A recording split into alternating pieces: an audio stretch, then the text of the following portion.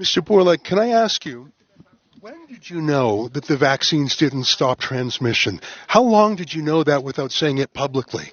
Thank you very much. I'm sorry. Answer that question.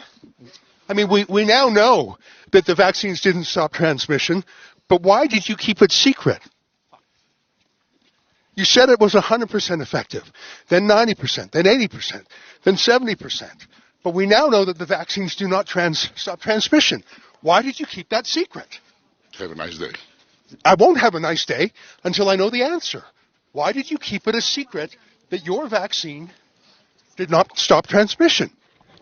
Is it time to apologise to the world, sir? To give refunds back to the countries that poured all their money into your vaccine that doesn't work, your ineffective vaccine? Yeah, you have a little bit around. Are you not ashamed of what you've done in the last couple of years? Do you have any apologies to the public, sir? Are you proud of it? You've made millions on the backs of people's entire livelihoods.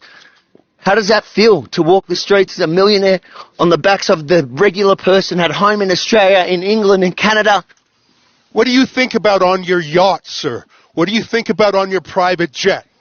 Are you worried about product liability? Are you worried about myocarditis?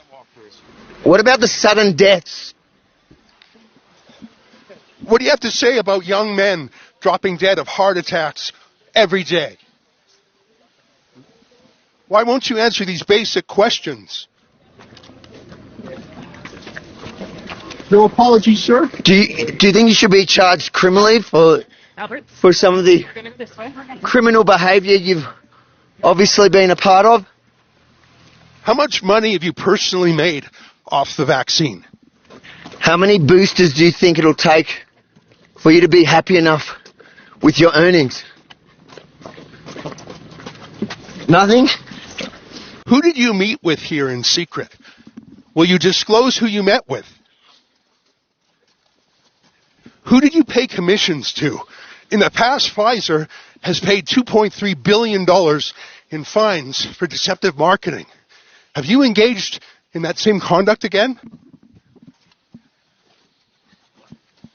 Are you under investigation like you were before for your deceptive marketing, sir?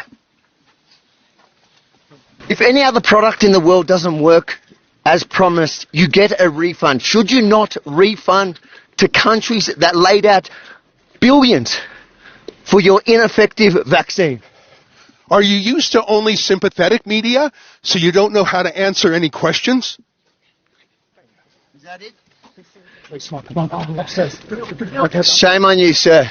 Shame on you. That's Albert Bourla, the boss of Pfizer. His people were pushing us around a little bit. Mate, he's pretty fit. I don't reckon he's had one jab. I'm huffing and puffing a bit. At least I didn't have any myocarditis. I dare say he's shocked that in his safe space at the WEF here in Davos that he was challenged in a way that he's never to date been challenged. Well, that's the thing. We're not accredited media here. We're on the outside of the perimeter. So he's only used to the softballs from CNN and MSNBC and people like that. I asked him a real question about product liability. No answer. A real question about Pfizer's past deceptive practices. You know, they paid the largest fine in American history to the Justice Department for deceptive marketing. I don't know if that's underway right now. I don't know if they're being investigated, but I think they should be. When did he know that the vaccine didn't actually stop transmission? I wanted to find out because surely he knew before we knew. Why didn't he tell us? I don't know, Avi. I'm really proud of that question. It was like a kind of walking scrum. A joint effort there, because I know it's very hard when you're working in the moment as well, to actually remember all the activities that these people are criminals in my book. The stuff that they've engaged in the last 2 years, they need to be held accountable for. And in the moment that you don't usually get this much time, he had a bit of a walk, and to actually work together and be able to work around those trying to protect him, it was exactly what I feel we're here for. That big gorilla guy was sort of pushing me around a bit, but I've got a low center of gravity myself.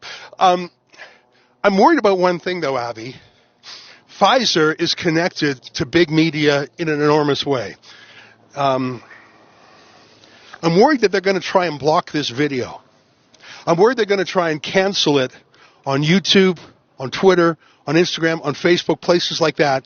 So I want to look straight at the camera and say, folks, if you cannot find this video out there, go to WEFreports.com. That's a special website we've set up for the World Economic Forum, WEFreports.com. And if you feel moved by our coverage, please consider chipping in because we're 100% crowdfunded. Obviously, we get no ad money. We've been completely demonetized. But if you like that kind of accountability journalism, Avi Yamini from Australia, I'm Ezra Levant from Canada. We got a great team from around the world. Please go to WEFreports.com. Last word to you, Avi. And no matter where they cancel this video, we will update and have a current version there at WEFreports.com. And there you can share all the content from all the guys on the ground here doing outstanding work. And if you agree that it is as important and as outstanding as I think it is, then please chip in a couple of dollars to help pay the cost to do this. Yeah, well, that was a great moment. We'll have plenty more. Congrats, my friend. All right, Ezra Levant and Avi Yamini for Rebel News.